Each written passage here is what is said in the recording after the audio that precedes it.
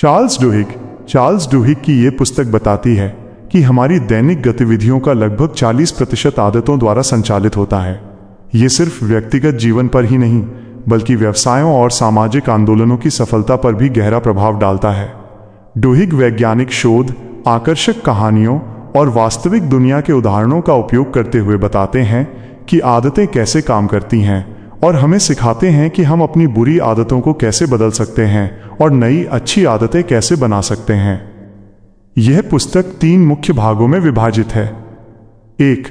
व्यक्तिगत आदतें, the habits of individuals, आदतों की कार्यप्रणाली और उन्हें बदलने के लिए एक रूपरेखा। 2. सफल संगठन की आदतें, the habits of successful organisations, corporate और संगठनात्मक आदतें जो सफलता और असफलता का कारण बनती हैं। 3. समाज की आदतें, द हैबिट्स ऑफ सोसाइटीज, सामाजिक आंदोलनों और समुदायों में आदतें कैसे बनती हैं। भाग 1. व्यक्तिगत आदतें, द हैबिट्स ऑफ इंडिविजुअल्स। 1. आदत का लूप, द हैबिट लूप। डुहिग बताते हैं कि हर आदत एक 3 चरणीय तंत्र का पालन करती है जिसे आदत का लूप, द हैबिट लूप कहा जाता है। यह लूप मस्तिष्क को ऊर्जा बचाने में मदद करता है। संकेत क्यू, ये वो ट्रिगर है जो मस्तिष्क को स्वचालित मोड, ऑटोमेटिक मोड में जाने और एक विशेष आदत का उपयोग करने के लिए कहता है। यह एक जगह, समय, भावनात्मक स्थिति, अन्य लोग या पिछली कार्रवाई हो सकता है। दिनचर्या, रूटीन, ये वो वास्तविक व्यवहार है जो शारीरिक, मानसिक या भावनात्मक हो सकता है। इनाम, रिवॉर्ड, यह वो अंत उत्पाद है जो मस्तिष्क को बताता है कि ये लूप याद रखने लायक है या नहीं। यह एक भावना, एक भौतिक वस्तु या ध्यान का एक क्षण हो सकता है। समय के साथ संकेत और इनाम आपस में इतने मजबूती से जुड़ जाते हैं कि एक लालसा, क्रेविंग पैदा होती है। ये लालसा ही आदत के लूप को चलाती है। यदि आप अपनी आदत को बदलना चाहते हैं तो आपको इस लूप को समझना होगा। 2. आदत बदलने का स्वर्णिम नियम, the golden rule of habit change. किसी आदत को बदलने के लिए उसे पूरी तरह से खत्म करना लगभग असंभव है क्योंकि आदतें मस्तिष्क की संरचनाओं में एनकोडेड हो जाती हैं। इसके बजाय डुहिग आदत बदलने के स्वर्णिम नियम का प्रस्ताव देते हैं। संकेत क्यू और इनाम, रिवॉर्ड को वही रखें। दिनचर्या, रूटीन को बदलें। इसका मतलब है कि जब आपको अपनी पुरानी आदत का संकेत मिले और आप वही पुराना इनाम चाहते हो तो आप एक नई दिनचर्या चुनें जो आपको वो इनाम दे। उदाहरण, यदि आप तनाव में संकेत होने पर चॉकलेट इनाम खाने के बजाय बाहर टहलने, नई दिनचर्या जाते हैं और पाते हैं कि टहलने से भी आपका तनाव कम होता है इनाम, तो आप धीरे धीरे आदत बदल सकते हैं। हालांकि ये नियम हमेशा काम नहीं करता। बुरी आदतों को स्थायी रूप से बदलने के लिए विश्वास, बिलीफ की आवश्यकता होती है। ये विश्वास अक्सर एक समुदाय, कम्युनिटी या सामाजिक समूह जैसे अल्कोहलिक्स एनोनिमस -AA के भीतर सबसे आसानी से पनपता है, जहां लोग सामूहिक विश्वास से शक्ति प्राप्त करते हैं। 3. मुख्य आधार वाली आदतें, कीस्टोन हैबिट्स। कुछ आदतें ऐसी होती हैं जो व्यापक रूप से पूरे जीवन में सकारात्मक बदलाव लाती हैं। इन्हें मुख्य आधार वाली आदतें, कीस्टोन हैबिट्स कहा जाता है। ये आदतें एक छोटी जीत, स्मॉल विन की शुरुआत करती हैं जो अन्य सकारात्मक आदतों के लिए उत्प्रेरक का काम करती हैं। व्यायाम, एक्सरसाइज एक बेहतरीन मुख्य आधार वाली आदत है। जब लोग व्यायाम करना शुरू करते हैं तो वे अक्सर अनजाने में बेहतर खाने लगते हैं, काम में अधिक उत्पादक हो जाते हैं और कम सिगरेट पीते हैं। विल पावर को भी एक मुख्य आधार वाली आदत माना जाता है। रिसर्च से पता चला है कि विल पावर एक मांसपेशी की तरह है जिसे प्रशिक्षित किया जा सकता है। जिन लोगों में विल पावर मजबूत होती है वे अपने जीवन के हर पहलू में बेहतर प्रदर्शन करते हैं।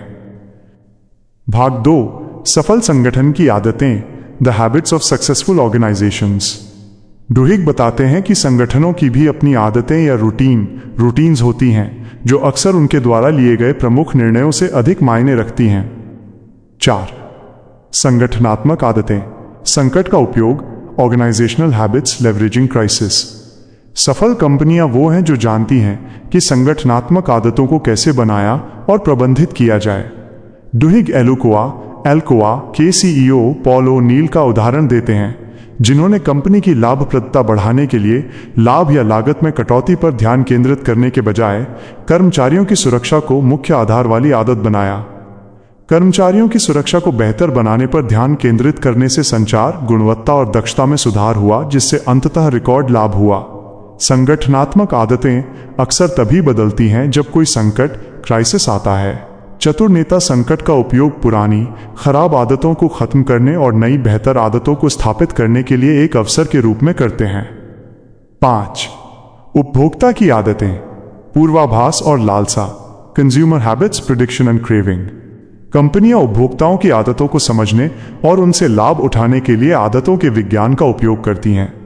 वे अक्सर उन आदतों को पहचानती हैं जिनका उपभोक्ता भी खुद को पता नहीं होता। जैसे टारगेट स्टोर ने ग्राहक की खरीदारी की आदतों को ट्रैक करके गर्भावस्था के शुरुआती चरणों की भविष्यवाणी करने के लिए एक एल्गोरिथम बनाया ताकि वे नए माता पिता को लक्षित कर सकें।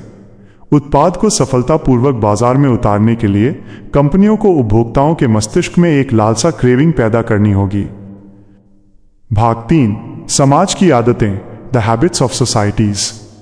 6.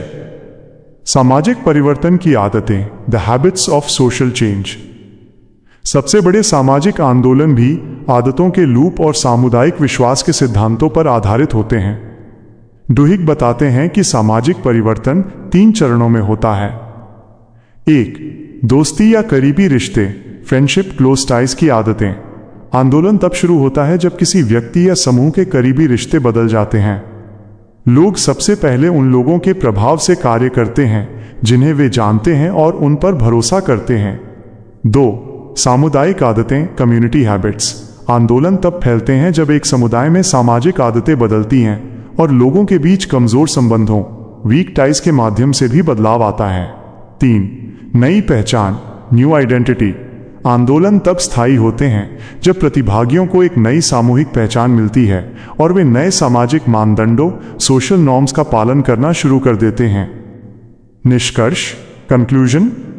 द पावर ऑफ हैबिट का केंद्रीय तर्क ये है कि हमारी आदतें नियति नहीं हैं, वे एक वैज्ञानिक रूपरेखा का पालन करती हैं जिन्हें समझा और बदला जा सकता है।